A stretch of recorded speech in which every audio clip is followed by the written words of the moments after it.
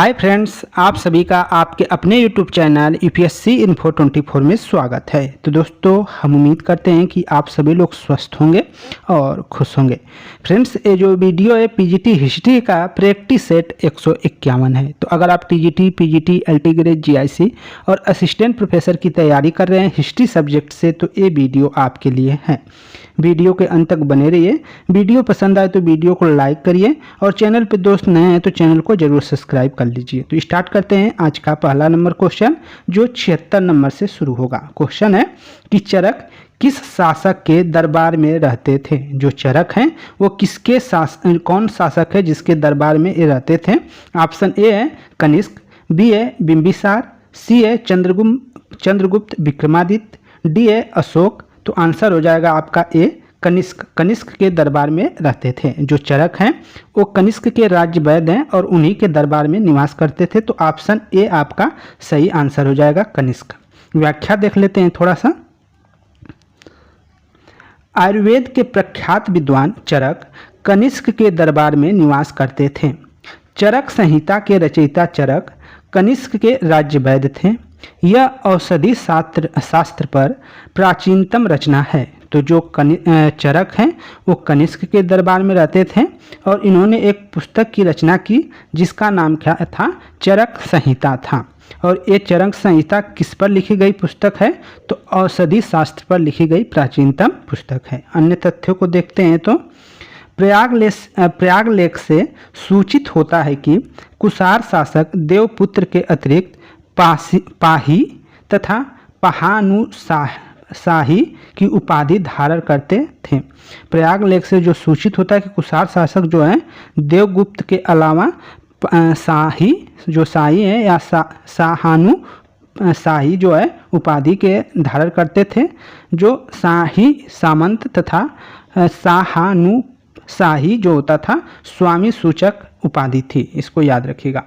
कल्लड़ की राजतरंगड़ी से पता चलता है कि कनिष्क का कश्मीर पर अधिकार था। कनिष्क का क्या था, कश्मीर पर अधिकार था। इसको याद रखिएगा।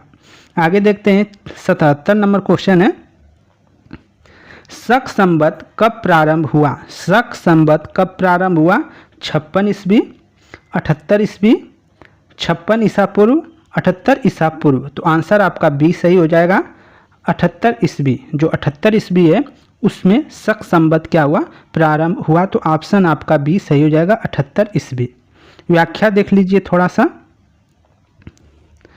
शक संवत का प्रारंभ 78 ईस्वी से माना जाता है। शक संवत का प्रारंभ किससे माना जाता है, तो 78 ईस्वी से माना जाता है।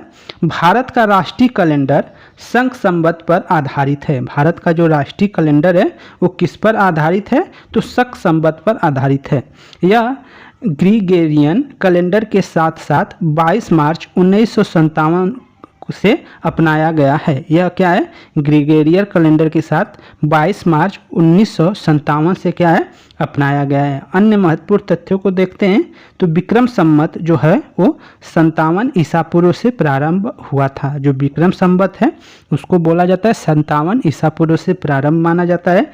गुप्त संवत की जो स्थापना है वो चंद्रगुप्त द्वारा की गई थी। ठीक है, इसे 1 से 319 ईस्वी में की थी। मतलब चंद्रगुप्त प्रथम, यहाँ एक नहीं है, चंद्रगुप्त प्रथम ये रहेगा दोस्तों, एक गलत है। चंद्रगुप्त जो प्रथम ने 319 ईसा पूर्व में क्या है, ईस्वी में प्रारंभ किया था। गुप्त संवत कब किसकी स्थापना किसने की थी, तो चंद्रगुप्त प्रथम द्वारा किया गया था। कब किया गया था, तो 319 ईस्वी में किया गया था।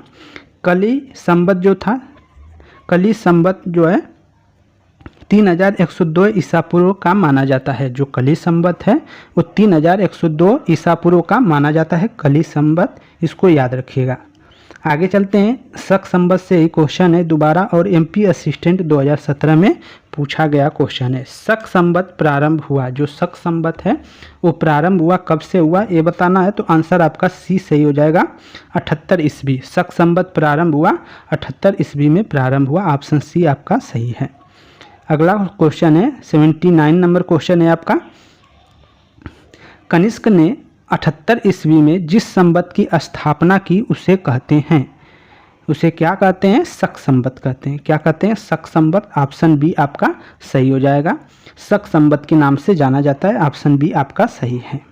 आगे चलते हैं। 80 नंबर क्वेश्चन है आपका, कनिष्क के सारनाथ अभिलेख में उल्लिखित 2 महाक्षत्रप कौन हैं? कनिष्क के सारनाथ अभिलेख में उल्लिखित 2 महाक्षत्रप कौन है? ये बताना है। भूमक और नहपान है, वन अस्पर और खर पल्लान है, या सी कह रहा है कि अभिरक और चष्टन है, डी कह रहा है रुद्र दामन और रुद्र सिंह है। तो आंसर क्या होगा दोस्तों? बी सही हो जाएगा इसका, वन अस्पर और खर पल्लान है। वन अस्पर और कौन है? तो खर पल्लान आपका आंसर हो जाएगा। 80 का बी आंसर हो जाएगा। व्याख्या देख लीजिए। कनिष्क के सारनाथ अभिलेख में महाक्षत्रप, वन अस्पर तथा खर पल्लान का उल्लेख मिलता है। कनिष्क का जो सारनाथ अभिलेख है उसमें 2 क्षत्रपों का उल्लेख है, उसमें वन अस्पर है और खर पल्लान का क्या है? उल्लेख मिलता है। खर पल्लान मथुरा में महाक्षत्रप था। जो खर पल्लान है वो मथुरा में क्या है? महाक्षत्रप हैं, जबकि वन अस्पर वाराणसी में। उत्तर पश्चिम में लल तथा लाइक उसके क्षत्रप थे। उत्तर पश्चिम में लल तथा लाइक जो हैं उसके क्षत्रप थे। अन्य महत्वपूर्ण तथ्य देखते हैं तो भूमक और नहपान छहरात शक से संबंधित थे। जो भूमक और नहपान हैं वो क्या है? छहरात शक से संबंधित थे। गौतमी पुत्र सतकर्णी ने नहपान को मारकर जोगल थम्बी कोषागार पर अधिकार कर लिया था। चष्टन व रुद्र दमन जो है शकों का कादर्म शाखा से संबंधित है। कादर्मक शाखा से संबंधित कौन है? तो चष्टन व रुद्र दमन जो है संबंधित है। आगे चलते हैं। 81 नंबर क्वेश्चन है और इसको आपको क्या करना है? कालानुसार व्यवस्थित करना है कि कौन पहले आया था कौन बाद में, ये आपको करना है। जैसे कनिष्क दिया है, कनिष्क द्वितीय दिया है और इसके बाद दिया है आपका वासुदेव प्रथम। हुविक्स के यहाँ पे रहना चाहिए, वो खटखुनवा सा रहेगा। और इसके बाद आपका वासुदेव द्वितीय है। तो इसमें सबसे पहले अगर बात करें तो हुविक्स आ जाएगा। कनिष्क यहाँ पे देखिए द्वितीय, प्रथम नहीं है, तो इसलिए हुविक्स आ जाएगा पहले पे। तो 3 आप देख लेंगे, तो 3 आप देखेंगे तो इसमें 2 में है 3। तो इसके बाद आपका जो है कनिष्क द्वितीय आ जाएगा। हुविक्स के बाद कनिष्क द्वितीय आ जाएगा। तो ऑप्शन ए आपका सही हो जाएगा। आपका पहले होगा हुविक्स, उसके बाद कनिष्क द्वितीय हो जाएगा, उसके बाद वासुदेव प्रथम हो जाएगा और फिर इसके बाद वासुदेव द्वितीय हो जाएगा। ये आपका मिलान हो जाएगा 3 1 2 4। व्याख्या देख लीजिए थोड़ा सा कि कालक्रम क्या है। कुषाण राजवंशों के सम्राटों का काल अनुसार कालक्रम क्या होगा? हुविक्स पहले आ जाएगा, उसके बाद कनिष्क द्वितीय आएगा, वासुदेव प्रथम आ जाएगा और वासुदेव द्वितीय आ जाएगा। तो ये कालक्रम है, इसको नोट कर लीजिएगा। आगे देखते हैं। 82 नंबर क्वेश्चन है, किस कला का गंधार कला पर अत्यधिक प्रभाव पड़ा? किस कला का गंधार कला पर अत्यधिक प्रभाव पड़ा? पारसी कला का, सिथियन कला का, यूनानी कला का, बैक्ट्रिया कला का। तो आंसर आपका सी सही हो जाएगा, यूनानी कला का। यूनानी कला का जो है सबसे ज़्यादा प्रभाव गंधार कला पे पड़ा था। तो ऑप्शन आपका सी सही हो जाएगा, यूनानी कला का। व्याख्या देखते हैं। कुषाण शासक कनिष्क के काल में जो है कला क्षेत्र में 2 स्वतंत्र शैलियों का क्या हुआ? विकास हुआ। उसमें एक पहला था गंधार शैली, दूसरा था मथुरा शैली। इन दोनों को कनिष्क की ओर से पर्याप्त प्रोत्साहन और संरक्षण प्रदान किया गया। गंधार कला जो है उस पर क्या है? यूनानी कला प्रभावित। गंधार कला जो है यूनानी कला से क्या थी? अधिक प्रभावित थी। तो ऑप्शन आपका सी सही था, यूनानी कला। अगला क्वेश्चन है 83 नंबर क्वेश्चन है। यूपीजीआईसी प्रवक्ता परीक्षा 2012 में पूछा गया क्वेश्चन है, किस शासक ने गंधार कला शैली को संरक्षण दिया था? किस शासक ने गंधार कला शैली को संरक्षण दिया? तो आंसर क्या हो जाएगा? बी सही हो जाएगा, आपका कनिष्क ने दिया था। बी आप सही आंसर कर लेंगे, कनिष्क आपका आंसर हो जाएगा। अगला क्वेश्चन है 84 नंबर है, टीजीटी में पूछा गया है, निम्नलिखित में से असत्य कथन का चयन कीजिए। असत्य कथन कौन है? ये आपको बताना है कि कौन गलत है इसमें। तो भारत में प्राचीनतम सिक्कों पर कोई लेख नहीं है, एक क्वेश्चन बता रहा है। अगला है सातवाहनों ने शीशे के सिक्के ढलवाए थे, तो ये तो सही है कि सातवाहनों ने शीशे के सिक्के ढलवाए थे। गुप्त शासकों ने रुपयक नामक चांदी के सिक्के ढलवाए, ये भी सही है और ये भी सही है। अभी इसको भी आप सही ही मान लेंगे, ये भी सही है, लेकिन आप डी थोड़ा देख लीजिए तब आपको मालूम चल जाएगा।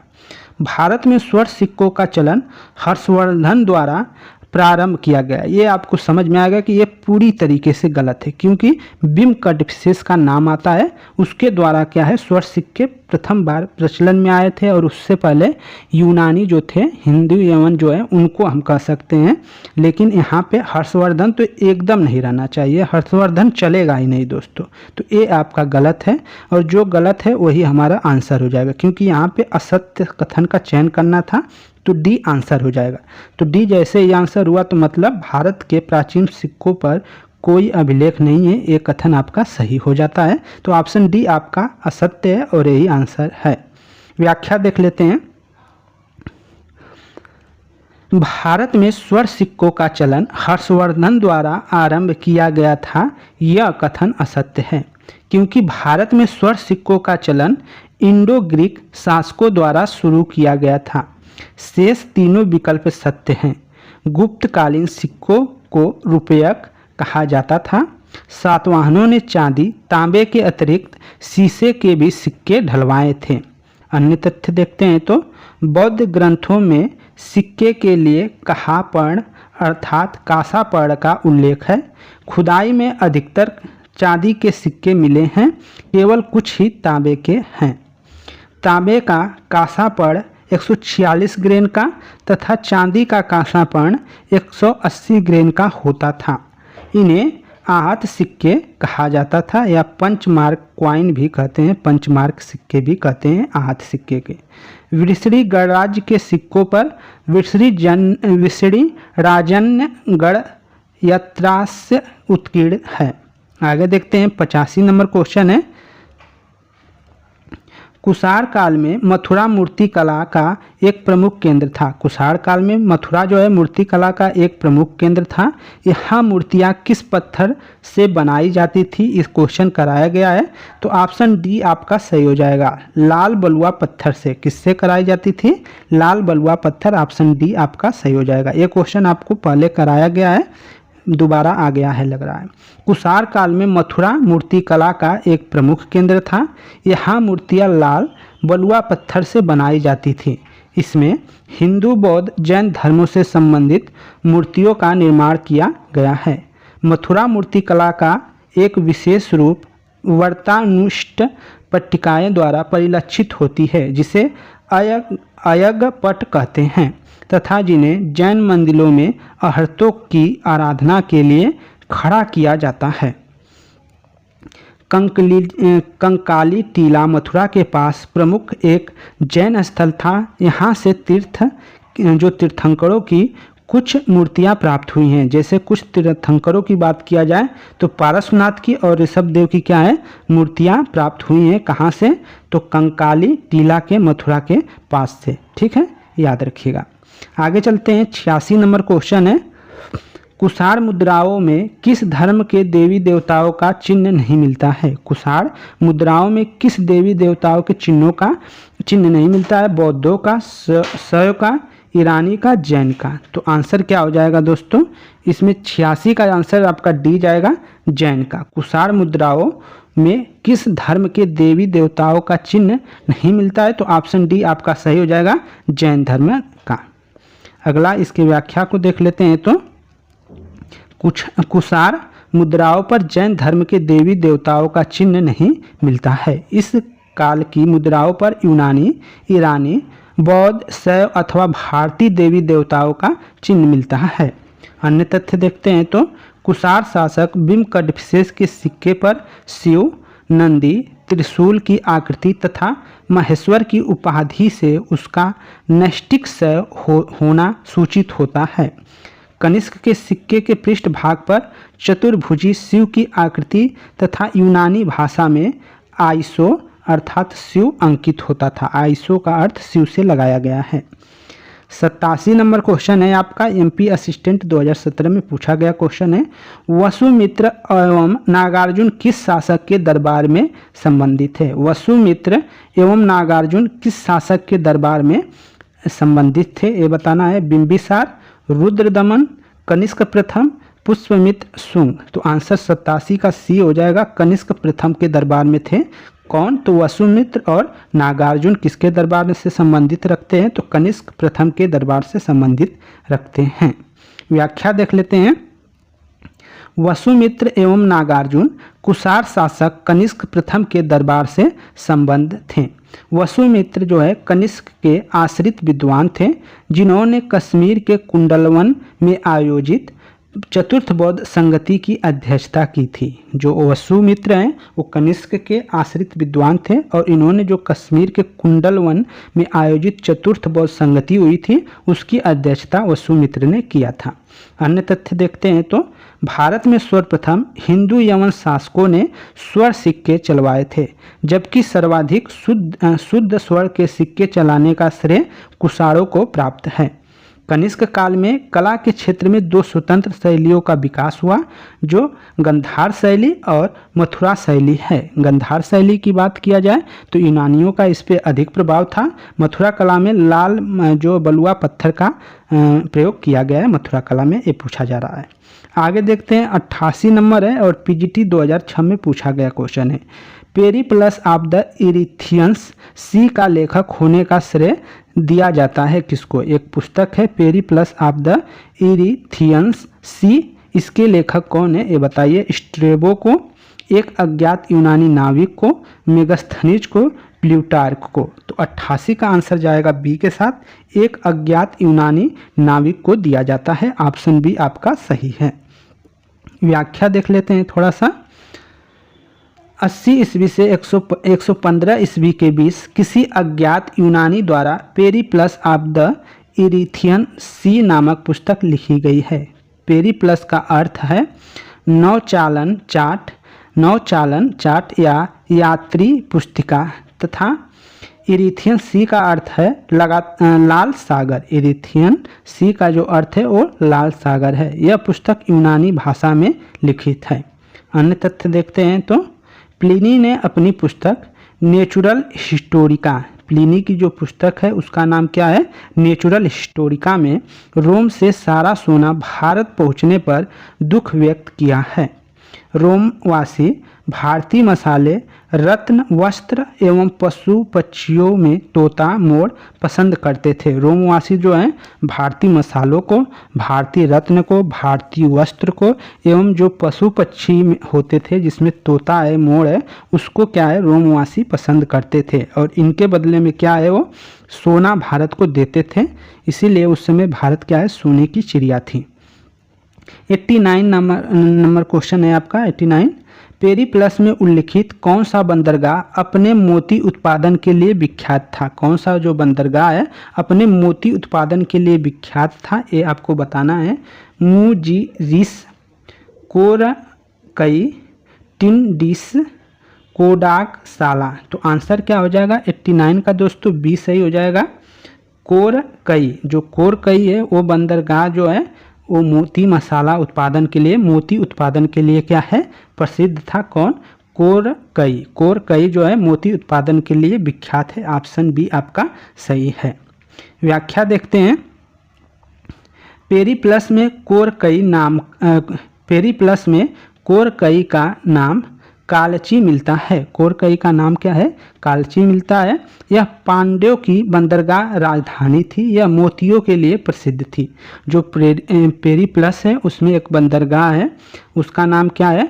कोरकई। और यह बंदरगाह का नाम क्या है? पेरिप्लस में कालची मिलता है। यह पांड्यों की बंदरगाह राजधानी थी।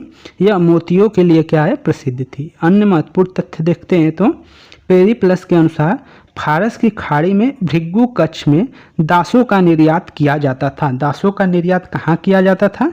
भृगु कच्छ में किया जाता था। किसके अनुसार? तो पेरिप्लस के अनुसार। क्वेश्चन बन जाएगा कि क्वेश्चन क्या है इस तरह देख लीजिए। पेरिप्लस के अनुसार फारस की खाड़ी से भृगु कच्छ में दासों का निर्यात किया जाता था। पेरिप्लस के अनुसार फारस की खाड़ी से भृगु कच्छ में दासों का क्या है, निर्यात किया जाता था। तो पूछा जाएगा पेरिप्लस के अनुसार किस खाड़ी से भृगु कच्छ में दासों का निर्यात किया जाता था, तो आंसर हो जाएगा फारस की खाड़ी से। अगला अगला पॉइंट है आपका मुजीरिस। मुजीरिस चेर राज्य में स्थित है। जो मुजीरिस है वो चेर राज्य में स्थित है। इसका एक नाम क्रैगनोरे भी था। यहाँ से निर्यातित वस्तुओं में हाथी दांत की बनी वस्तुएं थी, मसाले थे, लोहे एवं लकड़ी से बनी वस्तुएं प्रमुख थी। कोडाकशाला को घंटाशाला भी कहा जाता है। जो कोडाकशाला था उसको घंटाशाला भी कहा जाता था। ये सब बंदरगाह हैं, तो इनको आप याद कर लीजिएगा। अगला दोस्तों 90 नंबर देखते हैं। इसमें कुछ थोड़ा सा गड़बड़ हो गया। 90 नंबर देख लेते हैं और वीडियो का आखिरी क्वेश्चन। निम्नलिखित में से किस ग्रंथ में कहा गया है कि जब कोई व्यक्ति संघ में प्रवेश पाता है वह वर्णविहीन हो जाता है? निम्नलिखित किस ग्रंथ में कहा गया है कि जब कोई व्यक्ति संघ में प्रवेश पाता है तो वह वर्णविहीन हो जाता है? सिंगाल वाद सूत्र में, संयुक्त निकाय में, सोन दंड सूक्त में, अंगुत्तर निकाय में। तो 90 का जो आंसर है वो डी सही हो जाएगा। अंगुत्तर निकाय आपका आंसर हो जाएगा। अंगुत्तर निकाय में कहा गया है कि जब कोई व्यक्ति संघ में प्रवेश पाता है तो वह वर्णविहीन हो जाता है। ऑप्शन डी आपका सही है। अंगुत्तर निकाय आंसर हो जाएगा। इसके व्याख्या को देख लेते हैं। अंगुत्तर निकाय एक महत्वपूर्ण बौद्ध ग्रंथ है। जो अंगुत्तर निकाय है वो आपका महत्वपूर्ण बौद्ध ग्रंथ है। यह सुत्त पिटक के 5 निकायों में से चौथा निकाय है। अंगुत्तर निकाय में गौतम बुद्ध और उनके शिष्यों के उपदेश हैं।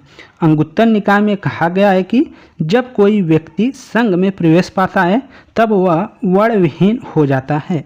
तो फ्रेंड्स ये थे आपके 15 क्वेश्चन और उसके व्याख्या। अगर वीडियो अच्छी लगी हो तो वीडियो को लाइक करिएगा दोस्त। अगर चैनल पे नए हैं तो चैनल को सब्सक्राइब कर लीजिएगा दोस्तों। बहुत बहुत धन्यवाद साथियों जो कमेंट कर हौसला अफजाई करते हैं, उनको तहे दिल से शुक्रिया। आपका एक लाइक और एक कमेंट हमें बहुत प्रोत्साहित करता है कि हम वीडियो अच्छे से बनाएं।